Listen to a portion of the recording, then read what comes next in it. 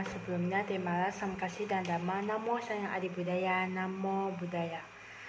Salam kenal, nama saya Angelin, NPM 214-2021 dari kelas 1 BMNJ.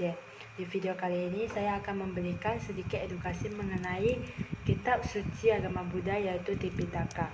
Nah, dasar dari kitab suci Tipitaka itu berasal dari kata Tipitaka. Ti itu yang artinya 3, kemudian Pitaka artinya kelompok atau keranjang. Maka Tipitaka itu artinya 3 kelompok atau 3 keranjang. Lalu ini terdiri dari 84.000 kelompok dharma. Tipitaka ini dibagi menjadi 3 bagian. Yang pertama ada Vinaya Pitaka yang berisikan tata tertib bagi para biku atau bikuni. Lalu ada Sutta Pitaka yang berisikan khotbah-khotbah Sang Buddha. Lalu ada Abhidhamma Pitaka ini berisikan ajaran tentang ilmu kejiwaan, lalu disusun secara analitis dan mencakup berbagai bidang seperti ilmu jiwa, logika, etika, dan metafisika. Lalu untuk sejarah adanya Tipitaka itu dimulai dari diadakannya sidang sangha atau konsili pertama hingga ke konsili keempat. Lalu konsili pertama itu diprakasai oleh Ia Mahakassapa Thera dengan dilatar belakangi oleh ucapan biku Suhada yang menganggap dengan parinibadanya Sang Buddha, para biku bisa bebas dan tidak lagi perlu mengikuti aturan-aturan Sang Buddha. Lalu untuk mencari ketuaan ajaran Sang Buddha, Ia Mahavara merasa perlu diadakan sidang untuk menghimpun dan mengulang kembali semua ajaran Sang Buddha. Lalu sidang ini pertama kali dihadiri oleh 500 arahat. Lalu kemudian ada Ia Upali itu mengulang Vinaya Pitaka, Ia Ananda mengulang Sutta Pitaka. Lalu ada konsili kedua yang dipimpin oleh Ia Rewarta dan dihadiri 700 arahat. Kemudian dibagi menjadi 2 aliran yaitu Mahasanggika dan Satawirawada yang nantinya menjadi cikal bakal aliran Mahayana dan Theravada sekarang. Lalu ada konsili 3 yaitu sidang yang dipimpin oleh Biku Moggalliputta Sitisa dan dihadiri oleh 1000 arahat. Tujuan dari sidang ini yaitu melindungi kemuliaan ajaran. Lalu diulangnya ajaran Abhidhamma sehingga lengkap Tipitaka.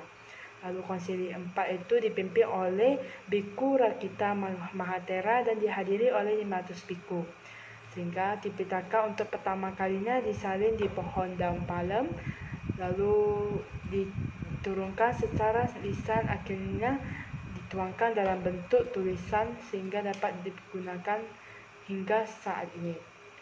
Lalu mengapa kita harus mengacu kepada kitab suci Tipitaka?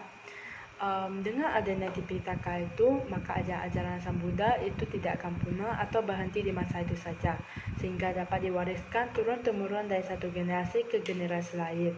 Lalu di dalam Tipitaka itu mengandung ajaran-ajaran agama Buddha yang perlu kita praktekkan dalam kehidupan sehari-hari. Sehingga dengan adanya kumpulan ajaran agama Buddha ini akan membimbing kita untuk menuju kebahagiaan yang tertinggi.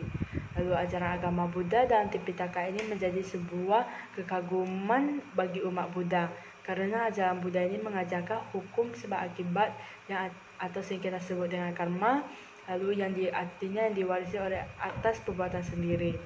Lalu kemudian ajaran Buddha ini tidak diperintahkan untuk percaya, namun mengkaji dengan kebijaksanaan sendiri secara cermat dan teliti, atau yang kita sebut dengan ahipasiko yang artinya datang dan melihat.